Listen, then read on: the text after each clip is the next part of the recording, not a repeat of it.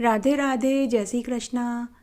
जय हो श्री शंकर भगवान की जय, जय हो माता पार्वती जी की जय। आइए आज हम रवि प्रदोष व्रत कथा साथ ही अनंग त्रयोदशी व्रत कथा सुनेंगे। एकादशी की तरह ही वर्ष में 24 प्रदोष होते हैं। जो भी प्रदोष जिस वार को आता है उस वार के हिसाब से उसका विशेष फल प्राप्त होता है। हर वार को पड़ने वाला प्रदोष अलग अलग महत्व रखता है। इस बार रवि प्रदोष आ रहा है। हमारे शास्त्रों में रवि प्रदोष का काफ़ी महत्व है। रविवार को पड़ने वाले प्रदोष व्रत को रवि प्रदोष कहा जाता है। रवि प्रदोष का व्रत करने से मनुष्य को निरोगी कंचन जैसी काया प्राप्त होती है। स्वास्थ्य से संबंधित परेशानियां दूर हो जाती है। प्रदोष का व्रत करने वाले मनुष्य को भगवान महादेव और माता पार्वती जी का पूजन करना चाहिए। भगवान महादेव को बेलपत्र, अक्षत, फूल, धूप, दीपक, चंदन, फल, पान, सुपारी चढ़ाना चाहिए। महादेव जी के साथ माता पार्वती जी का विधि विधान से पूजन करना चाहिए। रवि प्रदोष का व्रत करने से जीवन में सुख, शांति, यश, निरोगी जीवन और लंबी आयु मिलती है। रवि प्रदोष का व्रत करने से चंद्रमा के साथ सूर्य भी मनुष्य के जीवन में सक्रिय रहता है। इससे चंद्र और सूर्य अच्छा फल देता है। जिस जातक की कुंडली में सूर्य ग्रह कमजोर है तो उसे यह व्रत अवश्य करना चाहिए। इससे सूर्य संबंधी उसकी सभी परेशानियां दूर हो जाएगी। एक समय सर्व प्राणियों के हितार्थ परम पावन भागीरथी के तट पर ऋषि समाज के द्वारा विशाल गोष्ठी का आयोजन किया गया। इस सभा में व्यास जी के परम शिष्य पुराण वेता सूत जी महाराज हरि कीर्तन करते हुए पधारे। सूत जी को आते हुए देखकर शौनकादि 88,000 ऋषि मुनियों ने खड़े होकर उन्हें दंडवत प्रणाम किया। महाज्ञानी सूत जी ने भक्ति भाव से ऋषियों को हृदय से लगाया और उन्हें ढेरों आशीर्वाद दिया। विद्वान ऋषिगण तथा सभी शिष्य अपने अपने आसन पर विराजमान हो गए। शौनकादि ऋषि से पूछने लगे कि हे पूज्यवर, हे महामते, कृपया यह बताने का कष्ट करें कि मंगलप्रद कष्ट निवारक कौन सा व्रत है और यह व्रत सबसे पहले किसने किया और उसे इस व्रत का क्या फल मिला। वह सब हम आपके मुखारबिंद से सुनना चाहते हैं। तब सूत जी महाराज ऋषि मुनियों से बोले कि हे ऋषि मुनियों, आप सभी शिव जी के परम भक्त हैं। आपकी भक्ति को देखकर मैं व्रती मनुष्यों की कथा कहता हूँ, तुम ध्यान से सुनो। एक उत्तम व्रत बताता हूँ। रवि प्रदोष का व्रत करने से मनुष्य के सभी कष्ट विघ्न दूर हो जाएंगे। इस व्रत को करने से मनुष्य को अपने मन वांछित फल की प्राप्ति होती है। अब मैं तुम्हें एक ऐसी कथा सुनाता हूँ जिसको सुनने से तुम्हें अक्षय फल की प्राप्ति होगी। एक बार बहुत छोटा सा गांव था। उस गांव में एक ब्राह्मण अपनी पत्नी और एक पुत्र के साथ रहता था। उस ब्राह्मण की पत्नी बड़ी ही साध्वी महिला थी। वह हर महीने की प्रदोष का व्रत करती थी। एक बार की बात है, उस ब्राह्मण का पुत्र गंगा स्नान करने के लिए गया। दुर्भाग्यवश मार्ग में चोरों ने उसे घेर लिया। वे चोर ब्राह्मण के पुत्र से कहने लगे कि हम तुम्हें नहीं मारेंगे, तुम बस अपने पिता के गुप्त धन के बारे में हमें बता दो। तब बालक बड़े ही दीन भाव से कहने लगा कि हे बंधुओं, हम तो बड़े ही दुखी और गरीब हैं, हमारे पास भला धन कहाँ से आएगा। तब चोरों ने कहा कि तेरी इस पोटली में क्या है। तो बालक ने निसंकोच होकर कहा कि मेरी माँ ने मुझे रास्ते में खाने के लिए रोटियां बांध कर के दी है, इस पोटली में तो रोटियां हैं।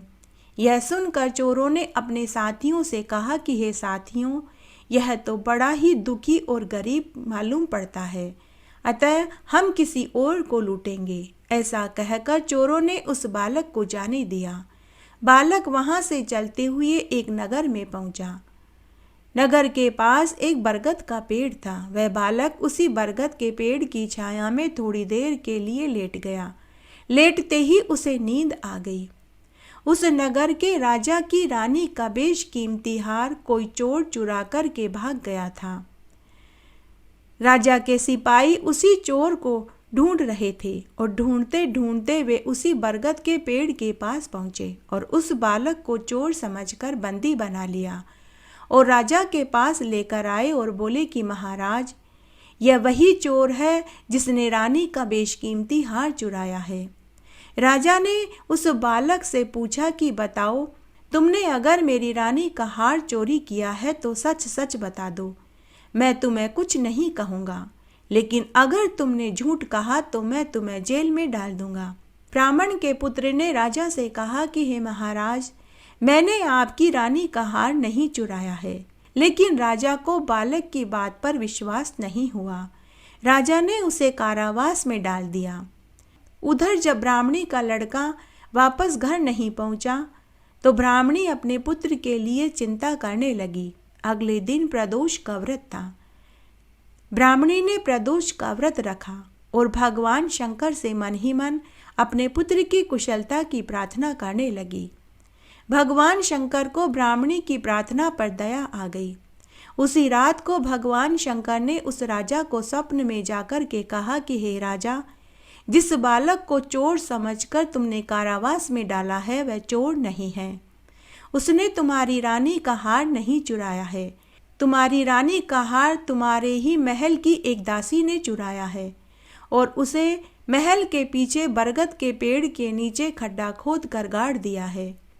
अतः हे राजन, तुम उस बालक को छोड़ दो और साथ ही तुम उसे खूब सारा धन भी दो। अगर तुमने ऐसा नहीं किया तो मैं तुम्हारा यह सारा वैभव, धन दौलत सब नष्ट कर दूंगा। प्रातः होते ही राजा को अपने स्वप्न वाली बात याद आई। सबसे पहले राजा ने उस बालक को कारावास से मुक्त कराया और उसे पहनने के लिए सुंदर सुंदर वस्त्र और कीमती आभूषण दिए और अपने सेवकों से कहा कि इस बालक को स्वादिष्ट भोजन खिलाओ और साथ ही इसके माता पिता को भी महल में बुलवाओ। ये आदेश देने के बाद राजा वापस महल में आया। महल में आकर राजा ने अपने स्वप्न वाली पूरी बात अपने मंत्रियों को बताई।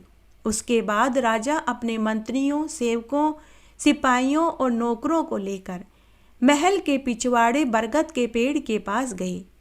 वहां खड्डा खोद कर देखा गया तो उन्हें रानी का बेशकीमती हार मिला। राजा हार लेकर पुनः महल में आए। सभी दासियों को महल में बुलवाया। राजा ने सभी दासियों से कड़ाई से पूछा। तब जिस दासी ने हार चुराया था उसने हार चोरी करना कबूल कर लिया। राजा ने उसे कठोर दंड दिया और उसे कारावास में डाल दिया। तभी ब्राह्मण दंपति महल में आ गए। ब्राह्मण दंपति भयभीत लग रहे थे।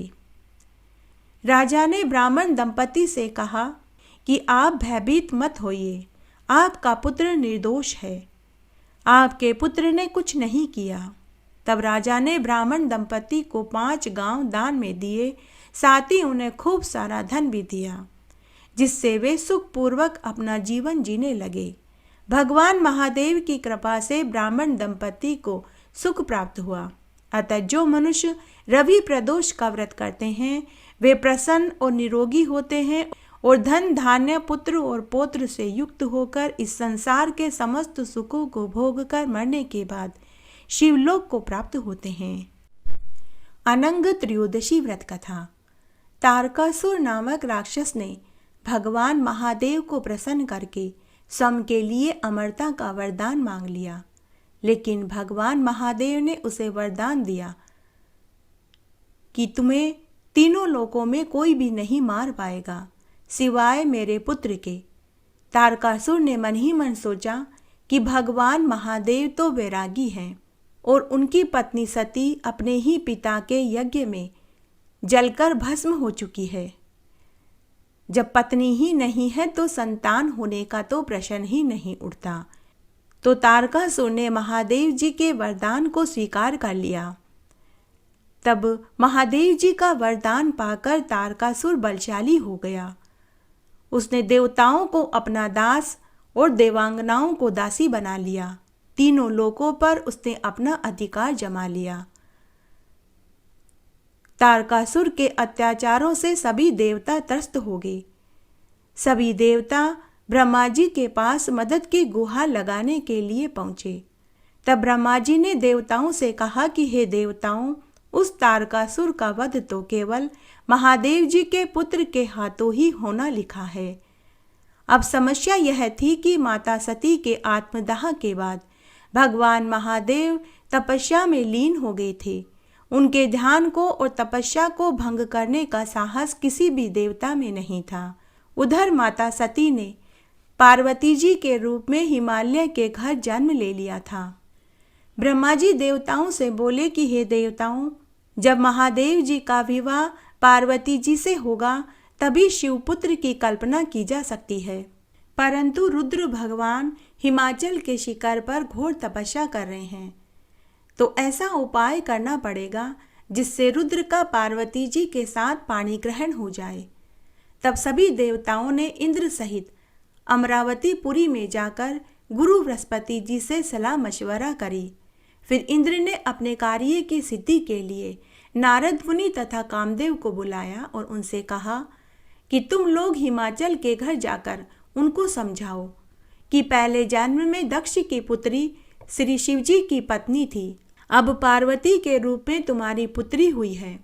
सती के वियोग में महादेव जी हिमालय के शिखर पर घोर तपस्या कर रहे हैं, इसलिए तुम अपनी कन्या का विवाह उनसे करवा दो, जिससे वह जाकर उनकी सेवा करे, क्योंकि वही उनके पति होंगे। इंद्र की आज्ञा पाकर नारद मुनि ने वैसा ही किया जैसा इंद्र ने कहने के लिए कहा था।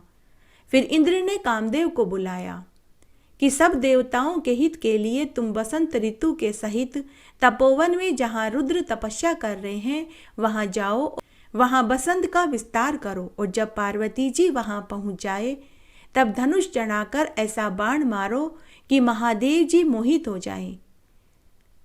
जब भगवान महादेव और पार्वती जी का संगम होगा तभी देवताओं के कार्य पूरे होंगे। कामदेव ने ऐसी आज्ञा पाकर रति को साथ लेकर तपोवन में बसंत ऋतु का प्रसार करने गए। उस समय श्री महादेव जी के पास उनकी सेवा करने के लिए पार्वती जी बैठी हुई थी कि तभी कामदेव ने पीछे की तरफ से वृक्ष की ओट में होकर शिवजी को पुष्प बाण मारा, तो शिवजी का मन चलायमान हो गया। कामदेव जैसे ही दूसरा बाण चलाने वाले थे, शिव के मन में विचार उत्पन्न हुआ कि उनके मन में चंचलता आने का क्या कारण है। जब उन्होंने चारों तरफ देखा तो उन्हें कामदेव दिखाई दिया। क्रोध से महादेव जी ने अपने मस्तक से तीसरा नेत्र खोला तो उससे ऐसी अग्नि उत्पन्न हुई जिसमें सारा संसार भयभीत हो गया। उस अग्नि से धनुष सहित कामदेव भस्म हो गया। अपने पति की दुर्दशा देखकर कामदेव की पत्नी रति ने अनेक प्रकार से महादेव जी की विनती करी। भगवान भोलेनाथ ने प्रसन्न होकर कामदेव को अनंग बना दिया, अर्थात बिना अंगों वाले। भगवान महादेव ने रति से कहा कि आज की तिथि अनंग त्रयोदशी के नाम से जानी जाएगी। भगवान महादेव ने रति से कहा कि तुम्हारे पति का शरीर भस्म हुआ है, लेकिन तुम्हारा पति अभी भी जीवित है, जो लोगों के मनों में जीवित रहेगा। फिलहाल वह अभी अनंग है, बिना अंगों वाले। भगवान शिव ने रति से कहा कि आज की तिथि अनंग त्रयोदशी के नाम से जानी जाएगी। जो आज के दिन मेरे साथ कामदेव और रति की पूजा करेगा उसे संतान सुख और सुखी वैवाहिक जीवन प्राप्त होगा। साथ ही भगवान महादेव ने रति से कहा कि द्वापर युग में भगवान श्री कृष्ण के पुत्र प्रद्युम्न के रूप में तुम्हारा पति फिर से जीवित होगा, और उसे ऐसा वरदान देकर अंतर्ध्यान हो गई। भगवान शिव का आश्वासन पाकर रति परम प्रसन्न हो गई। वह भगवान शिव के चरणों में बारंबार प्रणाम करके स्तुति करने लगी और अपने धाम को चली गई। उसके बाद भगवान शिव जी का माता पार्वती जी के साथ विवाह हुआ और भगवान कार्तिकेय के जन्म के बाद तारकासुर का अंत हो पाया।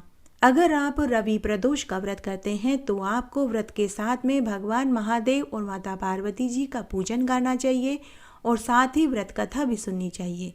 इससे व्रत का और कथा सुनने का और पूजन का संपूर्ण फल प्राप्त होता है। इस तरह आज हमने रवि प्रदोष व्रत कथा साथ ही अनंग त्रयोदशी व्रत कथा सुनी। आशा करती हूँ यह आपको जरूर पसंद आएगी। मेरे साथ बने रहने के लिए आपका धन्यवाद। अगर आपको यह कथा अच्छी लगे तो इसे ज़्यादा से ज़्यादा लाइक करें, अपने दोस्तों रिश्तेदारों में ज़रूर शेयर करें। साथ ही कमेंट बॉक्स में श्री शिवाय नमस्तुभ्यम जरूर लिखें। मेरे साथ बने रहने के लिए आपका धन्यवाद। आगे आने वाली कथा कहानी के लिए भी आप इसी तरह मेरे साथ बने रहें। धन्यवाद।